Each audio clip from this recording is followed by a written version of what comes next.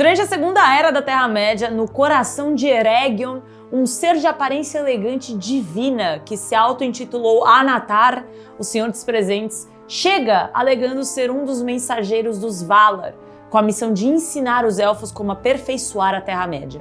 Assim, em meio à canção harmoniosa do martelo batendo na bigorna, os artesãos Noldor forjaram os Anéis de Poder. Por volta do ano 750 da Segunda Era, a Irmandade dos Mestres Joalheiros, chamada de Gwaith Mirdain, foi formada sob a liderança de Celebrimbor, e no ano de 1200, o emissário auto-intitulado Anatar chegou em Eregion, onde revelou seus segredos para os elfos. Assim foram forjados os Anéis de Poder. Criados em uma época de inovação por artesãos élficos que dançaram no precipício da criação, cada um dos anéis possui uma aparência única, com encantamentos experimentais. Embora pouco se saiba sobre as especificidades dos anéis, existem alguns trechos no Legendarium de Tolkien contando alguns dos seus benefícios, por assim dizer. Um dos principais poderes de todos era a prevenção ou desaceleração da decadência, a preservação do que é desejado ou amado. Sabemos que tanto Gollum quanto Bilbo têm suas vidas esticadas pelo um anel, e parece que o poder de preservação é o tema principal envolvido em toda a criação dos anéis. Porém, existe uma pista para outro poder que podemos encontrar nas páginas de O Hobbit,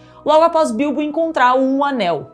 Parecia que o anel que ele tinha era um anel mágico, que o deixava invisível. De acordo com o livro, Bilbo já tinha ouvido falar dessas coisas, é claro, em contos antigos, mas era difícil acreditar que ele realmente tivesse encontrado um desses artefatos por acidente. Essa passagem nos mostra que os anéis mágicos que tornavam invisíveis aqueles que os usavam, aparentemente foram mencionados nos contos antigos. Esse folclore poderia ser baseado nos outros anéis? Se assim for, então essa citação nos diria que pelo menos alguns dos anéis menores, não um anel, concederam também o poder de invisibilidade. Portanto, podemos chegar à conclusão que os outros feitiços encontrados no Um Anel também teriam sido praticados nos anéis menores. Claro, dentro dos seus limites. Mas afinal, o que eram esses anéis? Bom, antes de continuar, eu vou aproveitar essa deixa aqui para dar um aviso para vocês. Já que a gente está falando dos anéis, vale lembrar que os anéis élficos possuem nomes élficos: Nenya, Narya e Vilya, nomeados para representar respectivamente os elementos de ar, fogo e água. Eu acho chique esse conceito de dar nome para as coisas usando um idioma diferente, e a gente aprende muito sobre nomes, cultura, gírias e termos usados por pessoas de outros países nas aulas da Fluency, a escola de idiomas online que é parceira aqui do Omelete. Na Fluency você aprende se divertindo com os melhores professores da internet, podendo assistir às aulas quando e onde quiser, visto que são todas online. Então, aproveita para clicar no link da descrição e conhecer mais sobre a Fluency e sobre as condições especiais para novos estudantes. Voltando para os Anéis de Poder. 3 anéis para os 6 elfos sob esse céu. 7 para os senhores anãos em seus rochosos corredores. 9 para os homens mortais fadados ao eterno sono. 1 para o Senhor do Escuro em seu escuro trono na terra de Mordor, onde as sombras se deitam. 1 anel para todos governar. 1 anel para encontrá-los. 1 anel para todos trazer e na escuridão aprisioná-los na terra de Mordor, onde as sombras se deitam. O poder dos anéis não estavam apenas em manifestações físicas, mas também no poder de persuasão. Os anéis sussurravam sobre coroas, promessas de castelos e reinos, feitiços de potência e controle, contos de valor e renome. Os guerreiros ascenderam com seus nomes destinados a serem escritos na história. Mas, como eu disse anteriormente, havia outros poderes também. Existia nos anéis o poder da invisibilidade, inicialmente exercido apenas com a intenção do portador. Porém, com o passar do tempo, o manto da invisibilidade crescia para um estado permanente e vinculativo. O desvanecimento ocorreu devido a um entrelaçamento peculiar de mundos, visto que os anéis permitiam ao usuário caminhar entre reinos, abrangendo assim a linha tênue entre o mundo físico e o chamado Unseen World, o mundo invisível. Ao usar o anel, os homens podiam andar sem ser vistos por todos os olhos nesse mundo e podiam ver coisas em mundos invisíveis para os homens mortais. Mas muitas vezes eles viam apenas os fantasmas e as ilusões do Sauron, e um por um, mais cedo ou mais tarde, de acordo com a sua força nativa e com o bem ou o mal de suas vontades, eles acabaram caindo sob o domínio do anel que carregavam e, por consequência, da dominação do Um Anel. Existe bastante coisa incerta sobre esse tal mundo invisível, mas nada passa batido para o nosso correspondente da Terra Leste e o Ale conseguiu reunir algumas informações para contar para vocês nesse vídeo. Ale, manda bala! É isso aí mesmo, Gil. Olá, milords e miladies, meu nome é Alexandre, eu sou correspondente da Omelete aqui na Terra-média. Pois é, vim lá do leste pra cá e vou falar hoje um pouquinho pra vocês aí, conforme a Gil falou, sobre esse mundo espectral, né, esse plano diferente aí que tem por aqui na Terra-média. Eu tive que voltar hoje pro nosso QG, vocês estão vendo aqui onde eu tô, porque aqui é onde eu tenho meus livros, né, todo o arsenal que eu trouxe de Gondor, de Númenor, todos esses livros, esses presentes que eu vou ganhando, eu vou juntando aqui, então aqui é onde eu estudo. Então pra isso eu precisei consultar, sabe, Gil, muito conteúdo, porque realmente é um mundo meio paralelo aí, né, ninguém sabe muita coisa sobre ele. E aí, Gil, a primeira coisa que a gente sabe é que nesse mundo espectral, meu irmão, tem que entender dos Paranauê, viu? Tem que entender de tudo. Não é qualquer um que chega aqui, não. Não é qualquer homenzinho aí mortal, mero mortal. Vou entrar no mundo espectral. Não é bem assim, Gil. As coisas são um pouco complicadas por aqui. Eu andei conversando com o Gandalf ainda há pouco, dei uma ligadinha pra ele, e perguntei, né, como é que era essa parada, e ele falou o seguinte, olha só, em Valinor, eu andava muitas vezes entre os elfos. E aí, Gil, eu liguei todos os pontinhos, né? Porque, olha só, você acha que o Gandalf é sábio daquele jeito? Por quê? Fofoqueirinho. Ficava andando invisível entre os elfos, ouvindo historinha, ouvindo os fifi, o Fëanor vai fazer Silmaril, não sei o quê. É por isso que o velho sabe tudo, Gil. O velho é a enciclopédia aí viva na Terra-média, né? Não é à toa. Além disso, falei com o Ossë também. Pra quem não sabe, Ossë, galera, é um outro maia que correspondia a Ulmo, tá? Ele ficava indo nos portos e tal, e ele mesmo me falou, ó, fui em muitos portos invisíveis, ninguém me via, ninguém sabia de nada, eu sabia de tudo. Pois é, os Valar controlam as coisas todas ali, meu irmão, porque os caras têm um monte de agentezinho ali secreto pra eles, entendeu? Esse mundo espectral não é fácil, não é qualquer um que entra. Agora, uma coisa eu cheguei à conclusão, ele não é um mundo mau nem bom. Tem criaturas lá sombrias e também brilhantes, viu? Indo mais além ainda, eu descobri que os próprios... Mas ó, isso aqui, Gil, por favor, não vamos soltar pra qualquer um. Os próprios Valar andavam peladões. Pois é, podiam andar peladões entre a galera. Que ninguém ia ver, ninguém ia ver. Pô, mas por que peladão, Alexandre? Pois é, por quê? Olha os espectros do anel, o que eles faziam? Capinha, armadura, não sei o quê. O que acontecia? Todo mundo via eles. Entendeu? Porque ficavam as roupinhas flutuando lá. É só por isso. Mas aí você me pergunta, pô, mas aí por que os Nazgûl ficavam usando essas capinhas, armadura? Por que eles não ficavam invisíveis também? Pô, muito simples, galera. O principal poder dos Nazgûl era meter medo na galera. Era deixar a galera desesperada. Era meter gritinho, uau! Nazgûl! E a galera ficava como? Frodo sentia dorzinha no peito, entendeu? A galera ficava aterrorizada. Então botava a capinha pra quê? Me viu?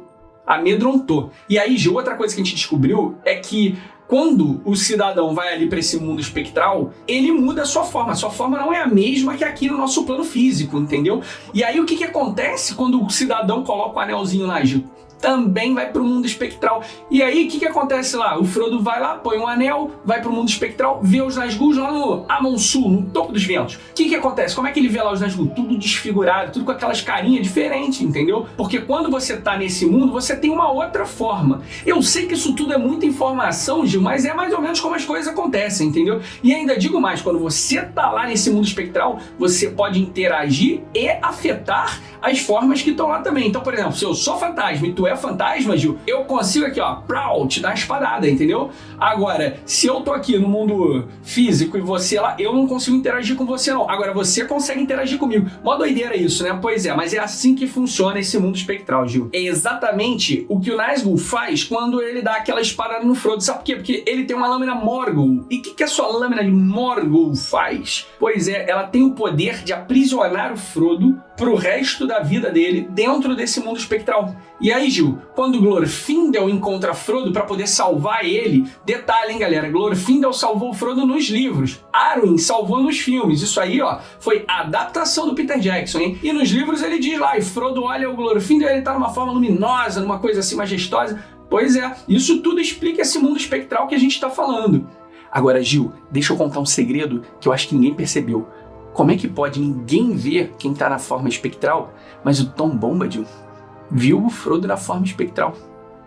Pois é, tem coisa nessa história, hein? Quem é Tom Bombadil? Agora, Gil, outro ponto muito legal é que é o seguinte, a gente sempre ouviu falar aí da Mansão de Mandos. O que é essa mansão? É onde a galerinha vai quando morre. Pois é, cara. E aí, pô, os elfos associam, vai pra onde? Mansão de Mandos. Os anãos, quando morrem, Gil, também vão pra Mansão de Mandos, mas eles têm uma salinha VIP pra eles lá, específica, entendeu? E eles vão ficar vagando até Arda ser reconstruída. Isso aí é um assunto pra outra hora, porque tem uma profecia que Arda vai ser reconstruída, enfim, isso aí a gente passa. Mas e os humanos? Bom, os humanos também vão pra lá com sua forma espiritual, ficam vagando, mas olha só, eles esperam o destino deles pra fora de Arda. Pra eles acabou aqui, viu? Não tem essa de voltar, de ficar esperando reconstrução, não. Parada deles é em outro lugar. E aí, Gil, também tem aquela galera que não atende o chamado de Mandos. E quando morre, o que faz? Não vai pra lá, não. Fica aqui. E aí fica preso nesse mundo espectral, fica vagando aqui, ó. Por isso que às vezes a gente vê umas criaturas, escuta uns barulhos aí. E aí, Gil, eu não vou dar esse mole. Eu já falei muito sobre esse negócio, tô um pouco nervoso. Sabe o que eu vou fazer? Vou me mandar. Meu nome é Alexandre, eu sou correspondente do Omelete aqui na Terra-média. Tchau pra vocês e até a próxima. Aula sobre o Unseen World, também chamado de mundo invisível, como explicado pelo Alê. Valeu, galera da Terra-leste! Bom, os anéis, como citado anteriormente, também exerciam um poder que permitia prolongar a vida do portador. É importante notar que esses anéis, eles não conferem vida, mas sim puxam a estrutura da existência, alongando a jornada do portador no tempo. Ainda assim, o fascínio da imortalidade cativa as almas dos mortais tão ferozmente que eles se recusaram a abandonar seus anéis, mesmo quando as consequências de empunhá-los começaram a se manifestar gradualmente e inevitavelmente. As formas corporais dos 9 diminuíram e decaíram até que a sua transformação fosse completada, deixando eles de serem homens comuns para se tornarem os Nazgûl. Os Nazgûl eram os espectros do Anel, os inimigos, os servos mais terríveis.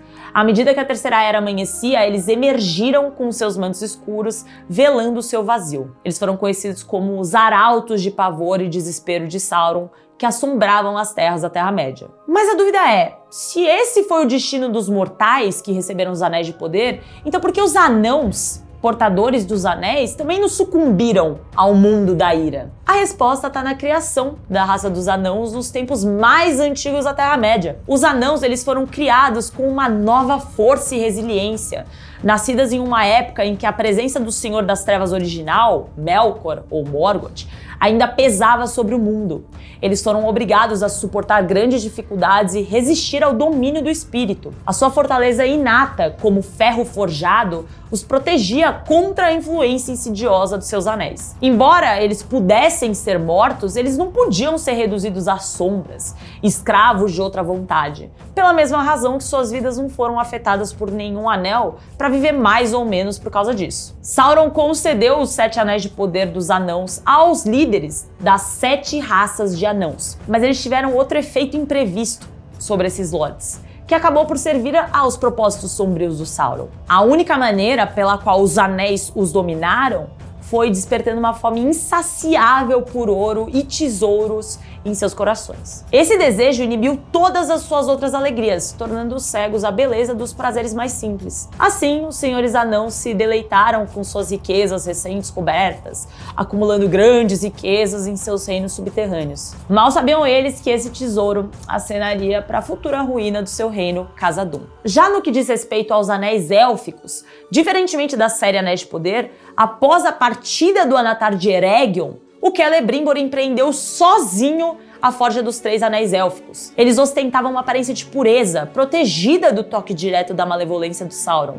Mas, querendo ou não, a sua criação foi tecida com os fios de conhecimento transmitidos por Anatar, ligando-os ao domínio do mundo invisível. Vilha, o anel de que consiste em uma safira azul incrustada em uma faixa de ouro, era o mais potente entre os anéis élficos, e seu portador original foi Gil-galad. Após a morte do Gil-galad, ele se tornou o anel de Elrond, mestre de Valfenda. Os detalhes do poder desse anel permanecem um mistério, mas dicas podem ser encontradas nas páginas do Legendarium. Elrond, o renomado curandeiro, permanece como um testamento das habilidades de cura de Vilha. O próprio alude a esse poder em uma passagem de A Sociedade do Anel. Abre aspas. Eles não foram feitos como armas de guerra ou de conquista. Esse não é o seu poder. Aqueles que os fizeram não desejavam força, domínio ou riqueza acumulada, mas sim compreensão e cura para preservar todas as coisas imaculadas. Já Nenya, o Anel da Água, foi feito de mithril e adornado com uma pedra branca de diamante, uma joia da fortaleza lendária. Em Contos Inacabados, o Tolkien conta sobre a profunda influência que Nenya exerceu sobre Galadriel. Através de sua magia, a terra de Lothlórien floresceu, adornada com a força e a beleza recém-descobertas. O seu impacto sobre Galadriel provou ser uma força potente e imprevista, porque despertou e ampliou nela o seu anseio adormecido, e ela se viu tentada ao chamado de desbravar horizontes distantes. O último anel élfico do trio foi Narya, um anel de fogo ou um anel vermelho, que uma vez adornou a mão de Círdan, mas que acabou por encontrar o seu destino com Gandalf.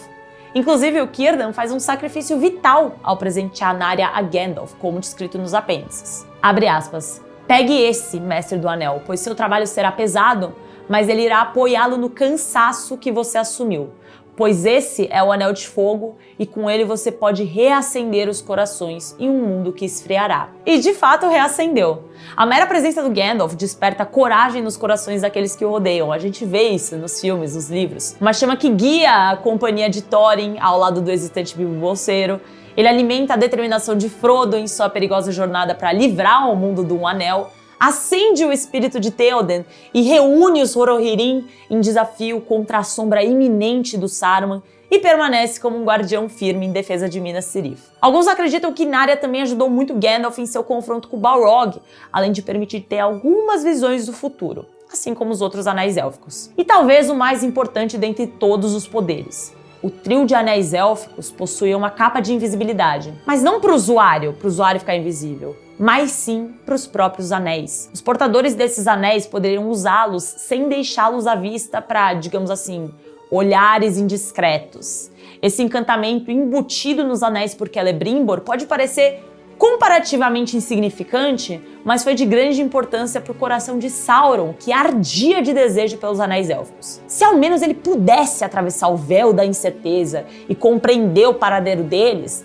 ele os teria perseguido, trazendo morte e destruição às terras dos elfos. Isso não aconteceu pela sagacidade do Celebrimbor. E finalmente chegamos ao Um Anel. Os 9, os 7 e os 3 tinham cada um a sua gema adequada. O Um Anel não.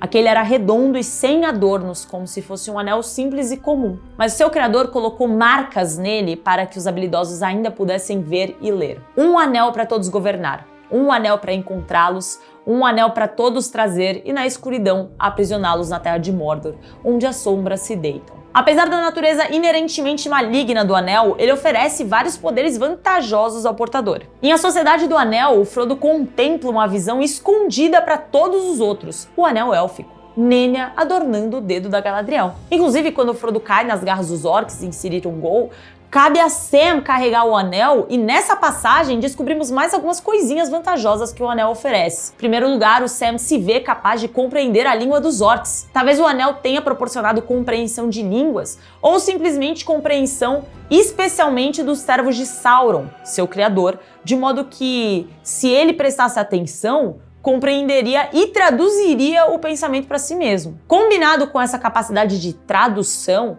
o anel também concedeu o dom de sentidos aguçados. Assim, o Sam foi capaz de escutar as conversas dos orcs, guiando-o para o resgate do Frodo. É importante lembrar que, enquanto separado do Sauron, o anel se esforçaria para retornar a ele. Portanto, ele possuía vários dispositivos para atingir esse objetivo. Por exemplo, o anel ele possuía a capacidade de alterar o seu tamanho e ocasionalmente mudava inesperadamente, escorregando do dedo do seu portador, como foi o caso do Isildur. Além disso, o anel foi capaz de transmitir a sua vontade às mentes daqueles que estavam próximos. Isso obrigou, por exemplo, o Sméagol a cometer o ato hediondo de matar o Déagol. Da mesma forma, ele lançou seu feitiço sedutor sobre o Boromir, fazendo com que ele tentasse tomar o anel do Frodo. Basicamente, um anel com um discernimento intuitivo descobriu que a malevolência do Sméagol e as vulnerabilidades humanas eram um solo fértil no qual seu poder poderia prosperar, e ele se aproveitou disso. O Anel também poderia tentar forçar o portador a ceder aos servos de Sauron, os Nazgûl, em uma batalha de vontades.